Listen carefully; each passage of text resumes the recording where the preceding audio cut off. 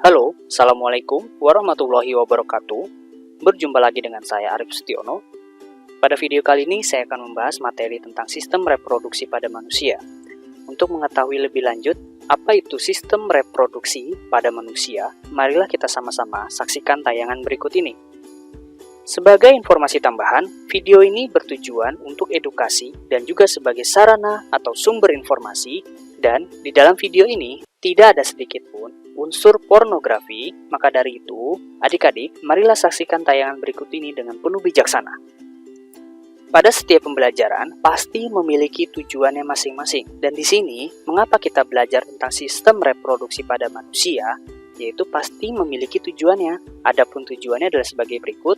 Yang pertama, yaitu kita diminta untuk mensyukuri nikmat dari Allah Subhanahu wa Ta'ala atas penciptaannya terhadap tubuh kita. Kemudian, supaya kita mengetahui tahapan dari pertumbuhan pada tubuh manusia, dan selanjutnya, untuk mengetahui berbagai macam penyakit, dan juga agar kita bisa menjaga kesehatan pada tubuh kita.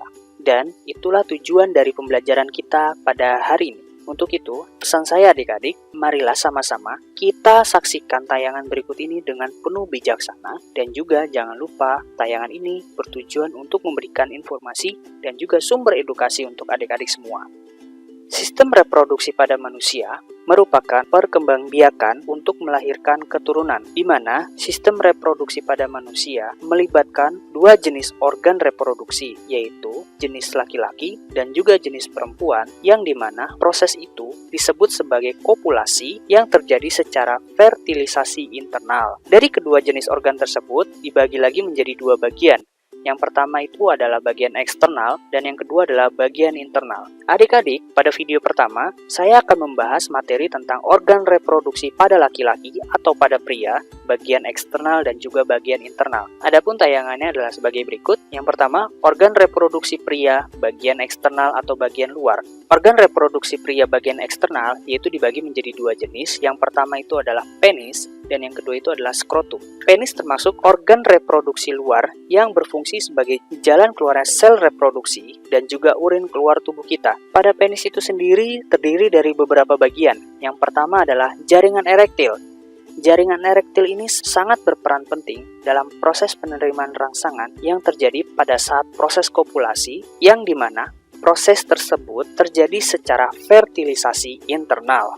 Kemudian ada yang namanya uretra. Pada bagian dalam penis, uretra itu sendiri merupakan saluran muara terakhir pada sistem reproduksi yang berfungsi sebagai jalan keluarnya sel spermatozoa yang ditampung oleh vescula seminalis. Selain itu, saluran uretra juga berfungsi sebagai jalan keluarnya urin yang dihasilkan oleh ginjal dan juga hati. Lanjut pada bagian selanjutnya yaitu adalah gland. Gland itu adalah bagian kepala pada penis, dan yang terakhir ada yang namanya kuluk. Kuluk merupakan kulit yang menyelimuti gland atau bagian kepala penis, yang dimana kulit tersebut nantinya akan dibuang pada saat proses khitan yang terjadi pada pria.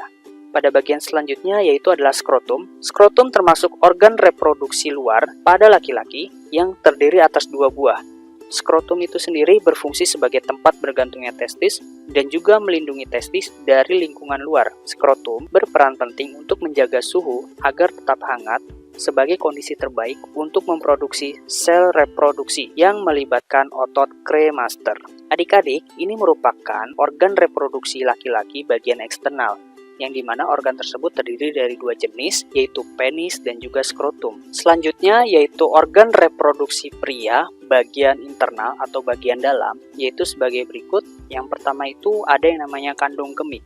Kandung kemih merupakan tempat penyimpanan urin sementara yang nantinya akan dikeluarkan pada waktunya melalui uretra. Selanjutnya ada yang namanya vas deferens. Vas deferens merupakan saluran yang berfungsi untuk mengangkut sel spermatozoa dari epididymis menuju vescula seminalis. Selanjutnya yaitu adalah testis. Testis adalah organ utama yang berfungsi sebagai tempat terjadinya produksi atau pembentukan sel reproduksi jantan. Selain itu, organ testis juga berfungsi untuk menghasilkan hormon reproduksi. Testis terdiri atas 2 buah dan letaknya menggantung pada skrotum. Selanjutnya yaitu adalah vescula seminalis. Vescula seminalis ini terletak di belakang kandung kemih. Dinding dari vescula seminalis ini menghasilkan cairan kental berwarna kuning yang di dalamnya terdapat mukus, gula fruktosa, enzim koagulasi, asam askorbat, dan juga prostaglandin, di mana gula fruktosa yang dihasilkan oleh vescula seminalis yaitu berfungsi sebagai sumber energi bagi sperma. Kemudian ada yang namanya kelenjar prostat. Kelenjar prostat terletak di bawah kandung kemih. Kelenjar prostat ini berfungsi untuk menghasilkan cairan basah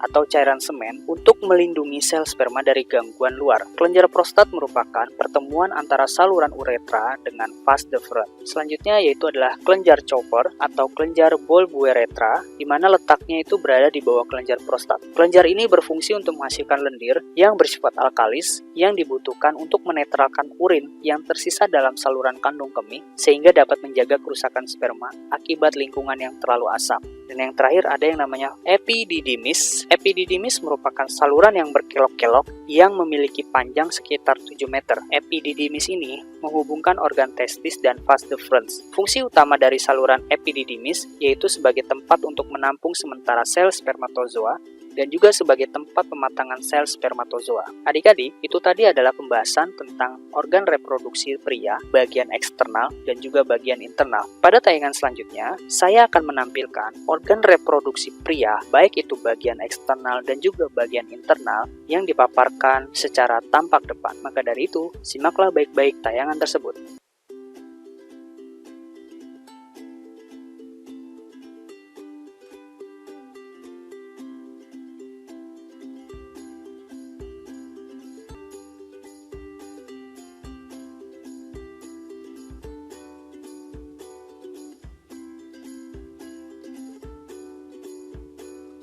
Adik-adik, itu tadi penjelasan dari saya terkait tentang organ reproduksi pada pria, baik bagian eksternal maupun bagian internal. Semoga bisa menjadi ilmu untuk adik-adik semua dan sebagai sumber informasi yang bermanfaat untuk adik-adik semua. Mohon maaf jika banyak kekurangan dan juga ada kekeliruan dalam penyampaian. Terima kasih telah menyaksikan video ini dan jangan lupa dicatat sebagai arsip belajar kalian. Dan sampai jumpa pada video selanjutnya, yaitu tentang organ reproduksi pada wanita. Saya akhiri video kali ini. Assalamualaikum warahmatullahi wabarakatuh.